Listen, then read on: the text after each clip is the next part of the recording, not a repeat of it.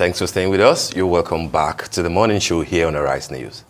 The drama that has unfolded for more than a year in the People's Democratic Party seems to be gaining in strength following the insistence of some members of the party's House of Representatives caucus that acting chairman Umar Damagun and National Secretary Samuel Anyanwu are up to no good, particularly on the issue of Rivers State, where the sitting governor is locked in the political tussle with his predecessor in office. What really is the crux of the problem? And is there any pathway to a workable solution? Dr. Adetokunbo Pearse, a professor in humanities and key member of the People's Democratic Party, joins us now to explore the salient point. Good morning, Dr. Pearse. Good morning. Good to have you join us in the studio. Welcome. All right, let's talk about your party. The last time that you were here on the morning show, we spoke extensively about the state of the nation. We will get to that, but let's talk about your party. It's been almost 15 months since the new administration and going to 2 years since the last election in 2023. It doesn't look like PDP has been able to get its act together at the federal and in many of the states, especially Rivers State. What is going on? I'm aware, of course, like we read out earlier, that from the Saraki Committee, Reconciliation Committee, now to Olagose Inola Committee, there's an effort being made. Tell us about what is going on. What really is the problem? And do you have any faith in what the Inola Committee can do that apparently the Bukola Saraki was not able to do his own committee? The issue of reconciliation and peace in the political party is an ongoing exercise. Nobody can settle the problem fully, completely. So Saraki did a lot. We went into the elections and we didn't do as badly as people seem to think because we have 13 governors, and we have about 40% of the National Assembly. But the crisis began during the 2023 election with the G5. That's right. That was a big problem. But since then, the National Assembly members who want Damagun and the Secretary to go have a point, but things are not as simple as that. After this election, G5 members are no longer operating as G5. Some of them have gone back to the party and fully integrated back into the party and working for the progress of the PDP. But a couple of them are still outside of the party, and they're saying actually that they're going to support APC in 2027. So there's a difference between the warring parties in the party. Now, what Damagun has done, what he has said, which the National Assembly members who want him out don't like, is to say that the situation is so fluid and so complex that we can't just discipline everybody. They want him to discipline, to basically sanction or suspend people like Wiki and the secretary. But he's saying that nobody is without sin in this last election. A lot of people were guilty of anti-party practice. Now, I agree with the national chairman that you have to be very careful how you handle this. If you say, suspend Wiki, suspend the national secretary, what do you do about the other three? Are you going to now suspend Makinde from the party? Can you do that? Will you not bring the whole house down? Wasn't that creating a precedent where party members can't feel that they can engage in anti-party activities without any consequences? Well, this is the situation.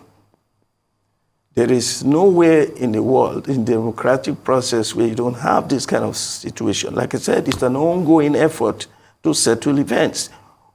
The difference between anti-party during the election and anti-party after election is very wide.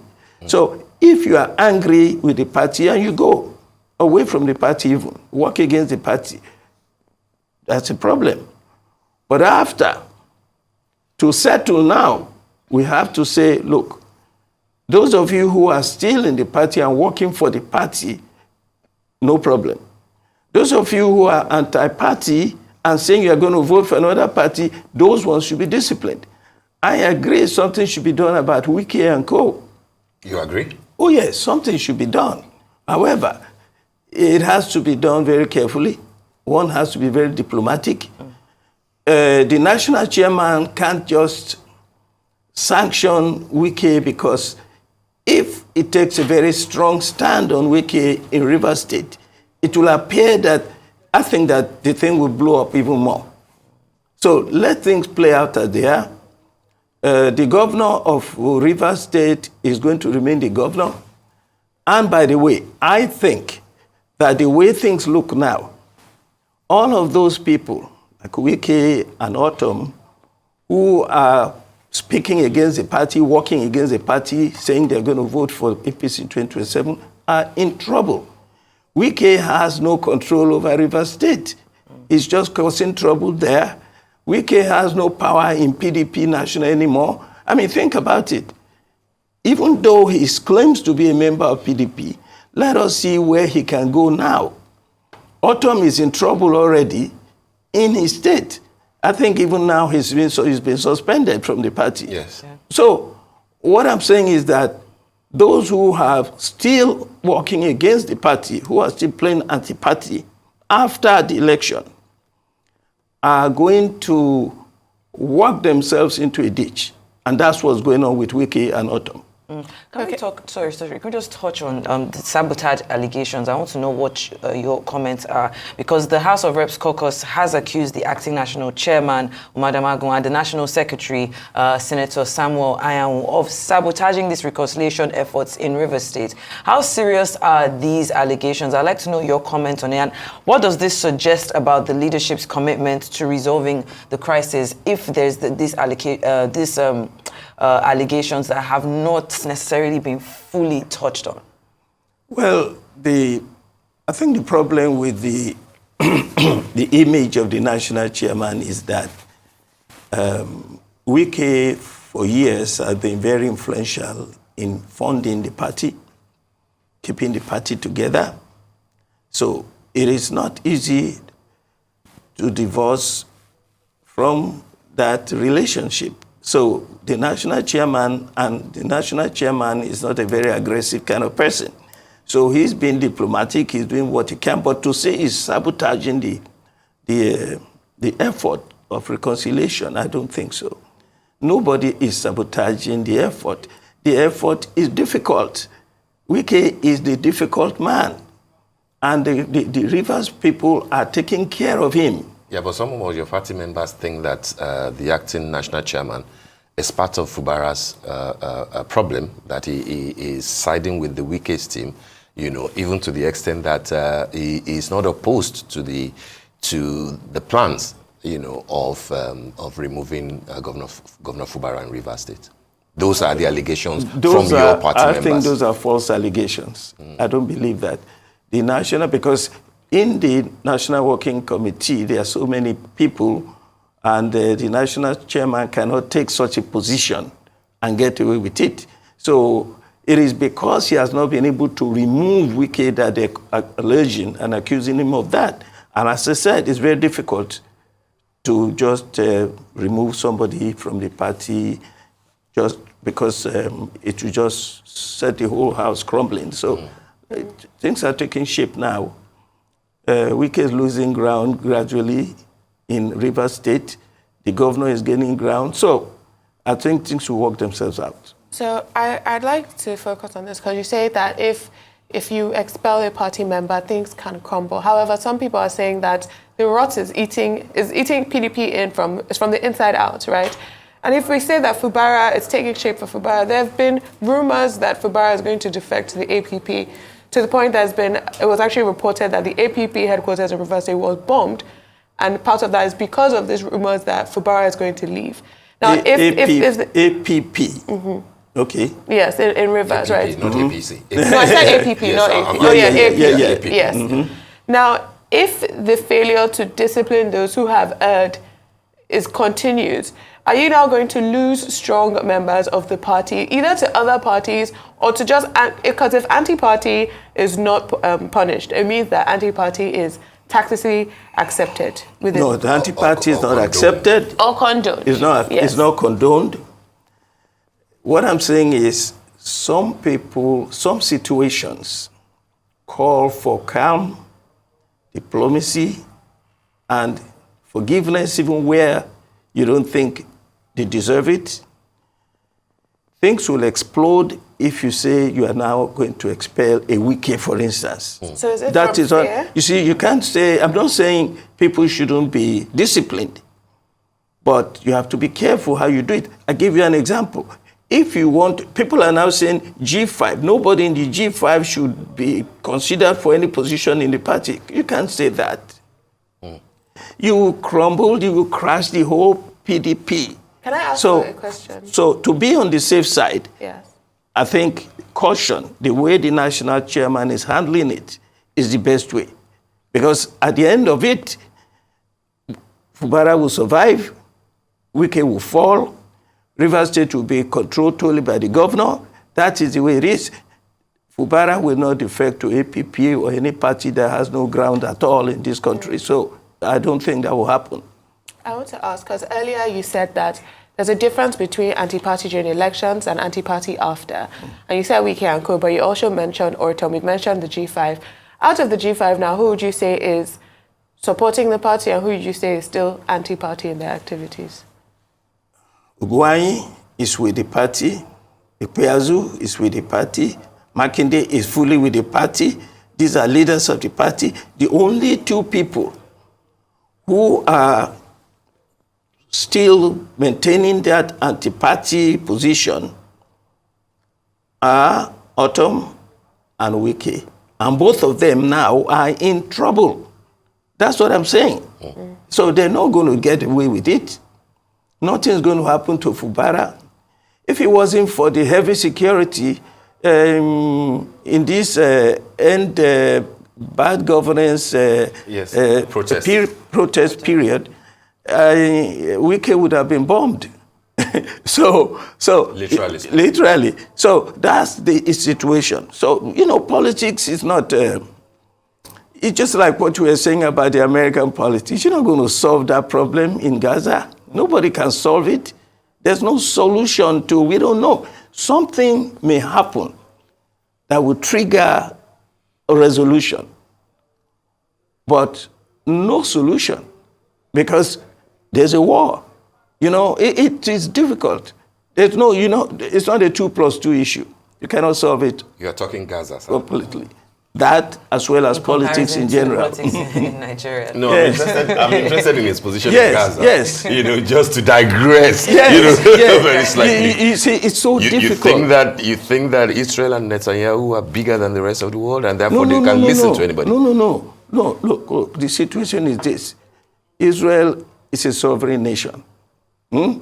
Nobody can tell Israel what to do.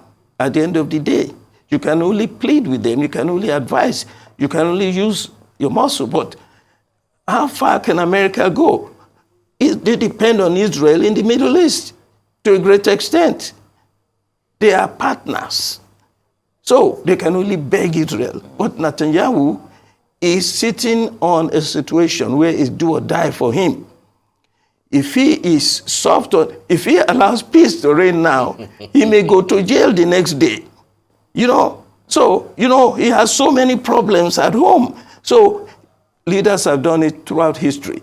They use war to sustain themselves. In order for them to remain in power, they send people to war. They continue with war. That's what Netanyahu is doing. Absolutely. So it is very difficult to say this thing is going to end. All right, thanks for the insights. I mean, we were all discussing the thing. But coming back home to the issue of the day, we're now in the second year of the new administration. By next year, it will be all politics. Where do you think PDP will be if a Wike is still hobnobbing with APC, if a Norton is still hobnobbing with APC, we don't know who else will join? Looking at the state of the nation at this time, you referred to the protest, there is hunger in the land, but the sitting government is saying that, oh, we are doing all our best to ensure that things are better. But given the precarious nature where we are as at today, how do you think that this can galvanize PDP as an opposition to be better prepared for the next elections?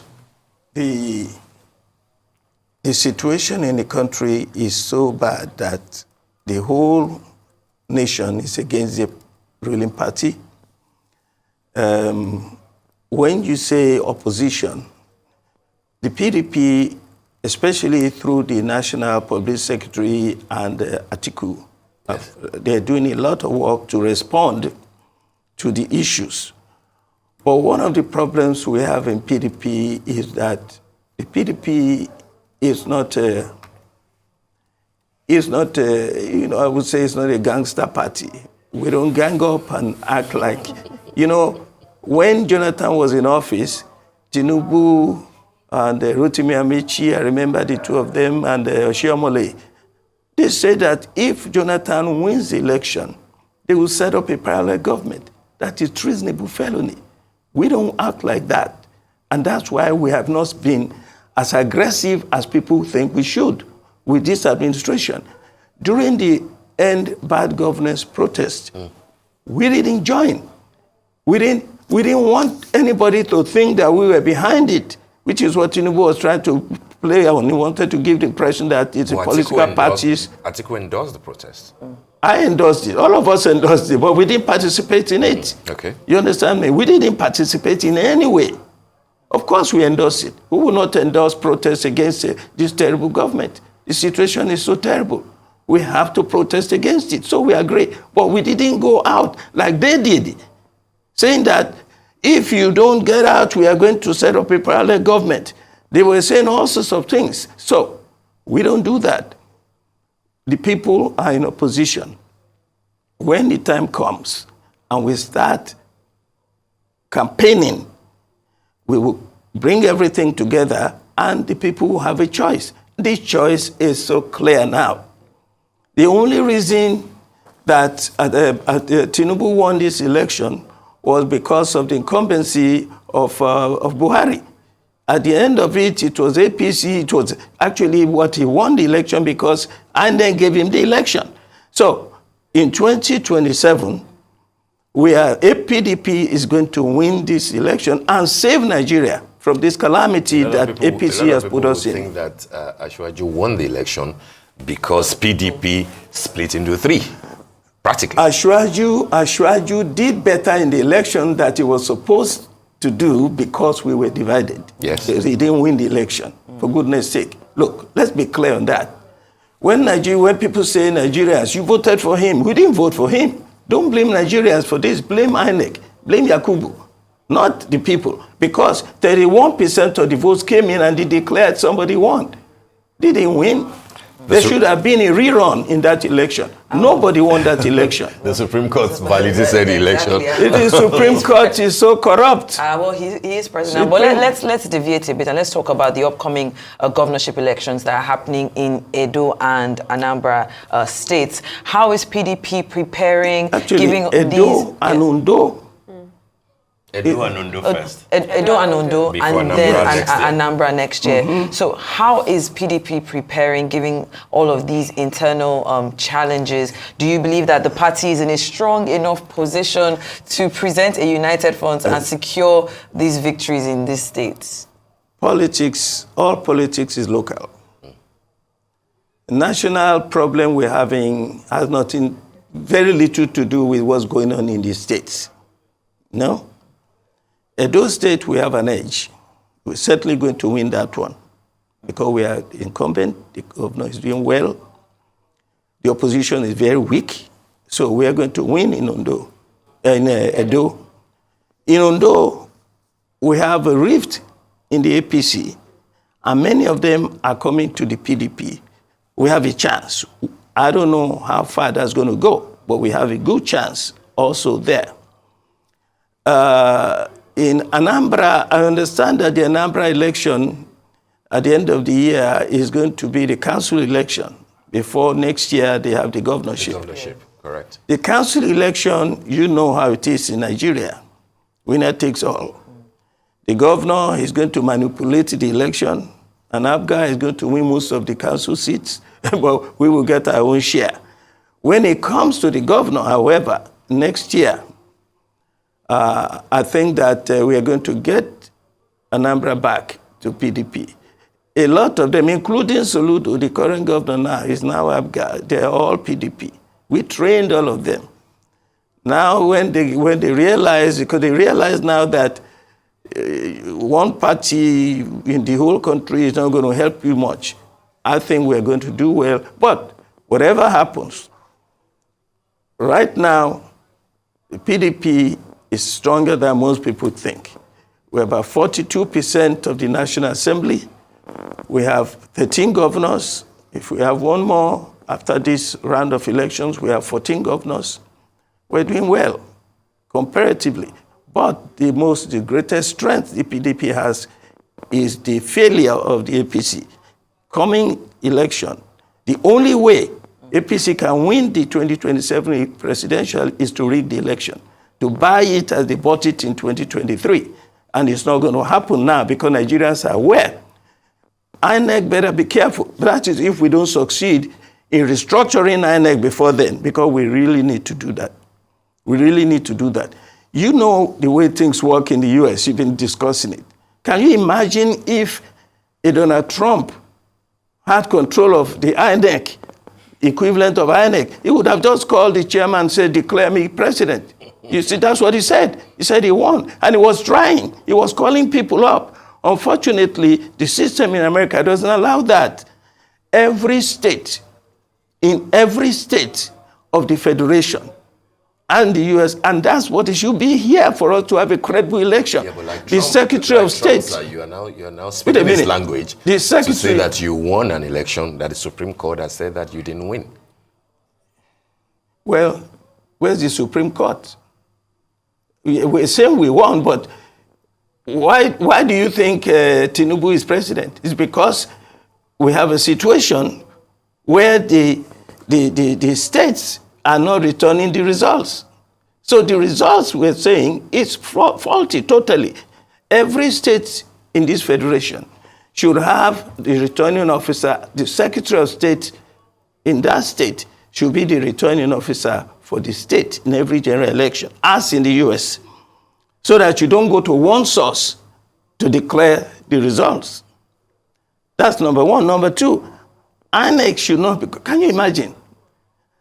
The chairman of INEC is appointed by the president. The commissioners are appointed by the president. It's done already. He who pays the piper calls the tune. So this thing is so faulty. Unless we change that before election time, we're not going to have a credible election again in 2027. Unless, of course, PDP too does what Tinubu did, buy the election. Unless we can do that. So, you've talked about, we've compared this to America a lot, and even in America this year, they're saying that there are fears that some of the returning officers might refuse to validate the results because of the election deniers. We have election deniers that are returning officers.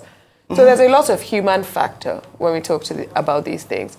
I want to go back to the discord, the disruption. The most important thing is the system. It's the structure. System. Yeah, because in spite of these people you are talking about, they're not going to be able to do it. They tried to do it in 2016. Yes. Yeah, but the system will not allow it to happen. Institutions that are stronger than men. In Nigeria, we have men who believe they're bigger than the institution. Of course they are. But I want to bring that home to PDP. Because for example, in Edo State, we have the disruption between the governor and the ex-deputy governor or deputy governor, Philip Shaibu, and the current governor, who are both members of the PDP. The deputy governor has now decamped to the APC.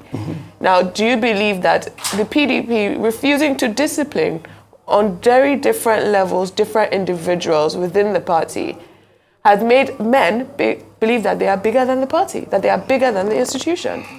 Well, not really, not really. See, the discipline is, you can look at it in different ways. What happened to Shaibu? He got disciplined. The system disciplined him, forced him to either stay and behave himself in PDP or leave. So he left. He's not bigger than, if he was bigger than the party, he would have succeeded in derailing the interest of the party in the state, but he didn't. So nobody is bigger than the party. And he's not even big enough. The ones that are really big, like Wike, very, very big, you know how many years he's been funding PDP. And even he is not big enough. Even he is not big enough to derail PDP. As you can see now, he's in trouble in Abuja. He's in more trouble in River State. We pray for him. All right. Yes. I mean, we're about wrapping up, but I wanted to get your thoughts on this news that's been going on about the seizure of our aircraft. A Chinese company belonging to the presidency over this financial dispute, of course, coming out of Ogun State, but now having federal consequences. I'd like to know what your thoughts are on this matter. A couple of things that we can think about. You know, when we talk about restructuring and devolution of powers to the states, this is a good example of why it's so important. If we had that, the state was responsible. But you know, the state is not responsible in Nigeria, because what happens is you can't do anything, any trade, any international business, unless you have guarantee from the federal government. So it's ultimately the problem of the federal government. You commit a crime in Ogun State, and the federal government pays for it. So you understand me? So we need to devolve power to the states. So that's state problem handled by the state. It will not affect the whole country as it is now. That's number one. Number two, you see, the presidency has been exposed again, pretending and lying to the nation. I thought they said that the two aircrafts were not serviceable. That's why they had to buy a new one. Now we find that they're servicing them. It's a fraud. Thirdly, what business does President Tinubu have in buying a new plane? He has one himself. The nation has about 5 in his fleet, and they're serviceable, they're usable. We are a poor nation comparatively. Look at the per capita income in Nigeria, one of the lowest in the world. We are 7th lowest in the world, and we are buying planes. By the way, the president has also purchased a Cadillac worth almost 1 billion naira. Do you hear that? Did you get that news? Well, we saw that the president rode in a Cadillac, but we cannot validate the cost of the 1 billion, just about 500,000 less than a billion. Okay? Those are the speculations. That's the price, man. Okay. That's the price. Okay, we accept it from you.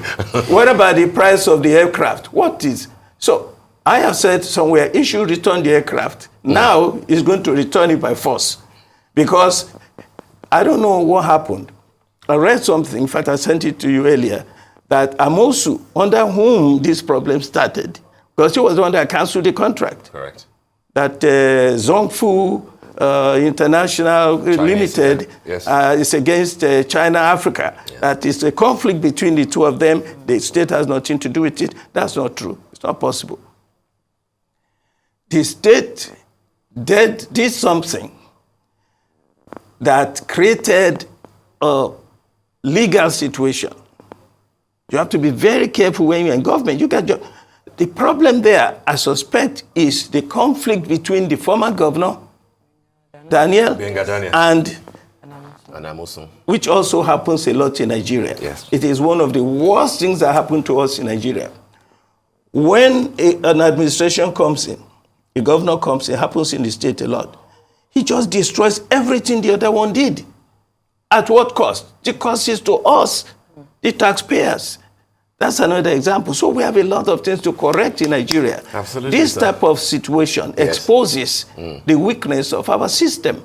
Yeah. It will expose the weakness of our system. And governors have to be very careful. And governors have to be held responsible. The way things are now, you cannot hold anybody responsible. Governor goes to federal, takes the money, and the president thinks he has power. Now he knows that you better devote power to these states, let them be responsible. You cannot hold them accountable for anything now. All right. All right, Dr. Pearse, I mean, I wish that we had more time because I would have loved for you to speak, you know, a little bit about PDP in Lagos State, you know, Body George now being less critical of the president, and of course, Felicia Doherty coming to join your party, where Jando is still there. Yeah, we are moving forward. We are moving forward. Is that indicative of something for 2027? Well, definitely. Okay. If a man like that, Felicia Doherty, ADC, from a deputy governorship candidate, finds us attractive enough, we are moving. And it's not the only one coming. We are talking to a lot of people. So if Chief Body George is less critical of Tinubu, well, he's the old guard. That's what happened before. That's what has been happening before. Yes. Now they're moving out, and new people are coming in, and PDP is making progress. We'll never suffer the kind of defeat we suffered in the last time. By the way, under Body George, when he was the leader, we never suffered something so disastrous. At least we managed to get 30%, 35%, you know. So things are going to get better now for PDP. There was no Labour and obedient movement then, but of course, that's a different conversation. Dr. Pearse, we want to thank you so much for joining us on the morning show.